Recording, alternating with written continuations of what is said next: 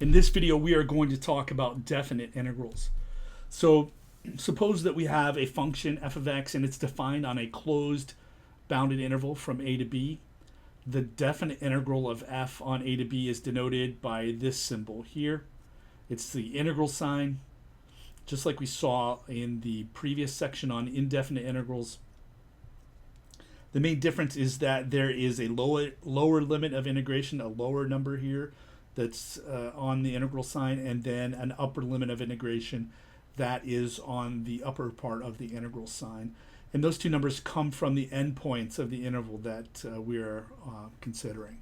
Okay, so it's pretty easy to tell the indefinite integral from the definite one because of the fact that with the indefinite integral, that's, remember, the set of all antiderivatives, there are no limits of integration, and the definite integral, like we're talking about here, has the lower and upper limit of integration.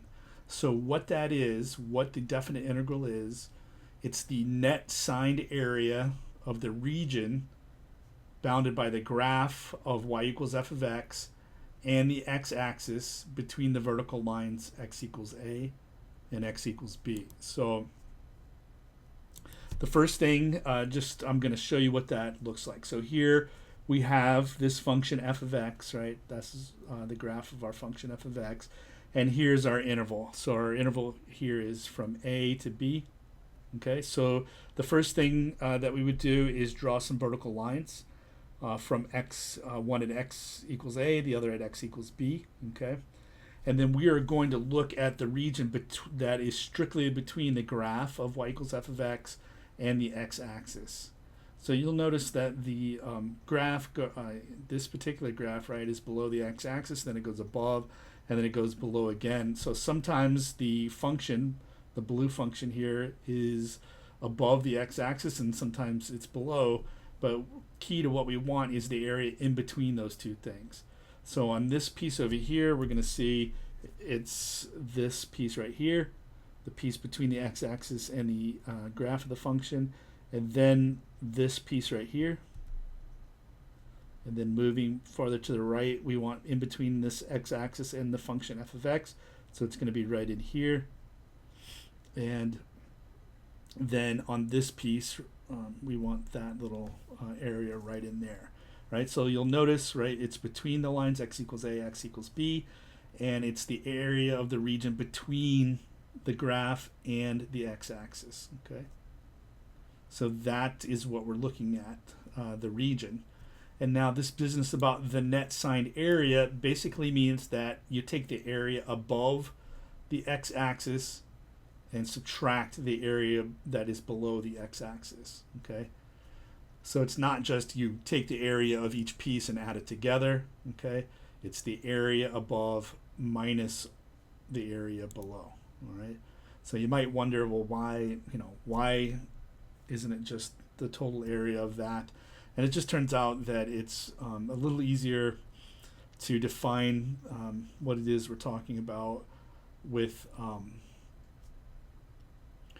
when it's the net signed area. Okay, because the function on these pieces where it goes below, the function's going to be below the x-axis, so the function value is negative in that case, and on these cases it's positive. So you'll see when we start talking about the general solution of this that the way it works. So it's hard to go into that exactly, and there's really no loss by doing that, because there are some things you could do if you want just the area alone. Like, for instance, you could look at the absolute value of f of x, and that function, if you took the integral of that, it would give you the area all positive.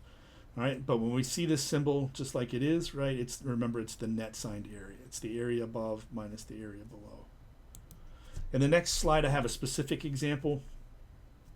So here I have the integral from -3 to 4 of this quadratic function, 1/4 x squared minus 1 dx. So here's what the graph would look like of that function. All right, it's a parabola. Then I would draw in the vertical lines, so you can see there, and then take a look at the regions between these two vertical lines that are also in between the graph of y equals f of x and the x-axis. So trapped in between those two. So that would be this piece here, this piece in here, and this piece in here. All right. Okay, and so what we want, right, what this would be is it would come out to be some number. It would be the area of this area above minus this area that is below. All right. So I've actually worked out what those areas are, and so don't worry about like where these numbers are coming from. I will show you later on where these numbers are coming from. So this area, this little piece that's over here that's above the x-axis, I'm calling A1. It has an area of 7/12. This entire area below here is what I'm calling A2, and it has an area of 8/3. All right, and then this piece above here also has an area of 8/3. That's what I'm calling A3. So when I go to take the integral, what I'm going to do is take the area that's above and minus the area that's below, and that would look like this. Okay, so the definite integral would be the area above, that would be A1 and A3, and then minus the area of this region below. So that would come out to be 7/12 minus 8/3 plus 8/3, and that works out to 7/12 here. So it's the area above minus the area below. Okay. So again, don't worry too much about where these numbers come from. I will show you how to come up with these numbers later. All right, and so that's it for this particular video. It's just an introduction to what this symbol here means.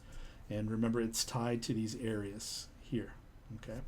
In the next video, I'm going to do an example where I show you how to calculate these by hand from the graph, where the graph is really simple, where it's, you know, like just straight lines and circles, and you can use geometric formulas to do that. So that will be in the next video.